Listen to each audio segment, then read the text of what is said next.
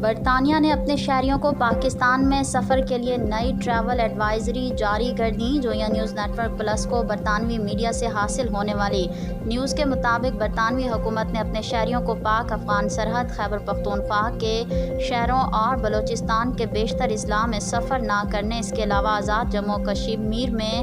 LOC کے اطراف میں 10 میل تک سفر نہ کرنے کی ہدایت کی ہے۔ برطانوی FCDO نے اپنے شہریوں کو باجوڑ، بنوں، بونیر، چارسدہ، ڈیرہ اسماعیل خان اور ضلع خیبر پختونخوا کے سفر سے بھی روک دیا ہے، جبکہ برطانوی شہریوں کو کوہاٹ، کرم، لکی مروت، لوئر دیر، محمد اورکزئی، پشاور، شہر سوات اور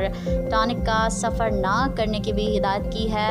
برطانوی حکام کے مطابق برطانوی شہری شمالی وزیرستان، اپر جنوبی وزیرستان، لوئر جنوبی وزیرستان، اس کے علاوہ مانسہرہ اور چلاس کے درمیان براستہ، بٹاگرام، بشام، داسو اور قومی شاہراہ N15 پر بھی سفر نہ کریں۔ FCDO نے ہدایت دیتے ہوئے کہا کہ برطانوی شہری مردان رنگ روڈ کے شمال سے چترال تک قومی شاہراہ N45 پر بھی سفر نہ کرنے کی ہدایات جاری کر دی ہیں۔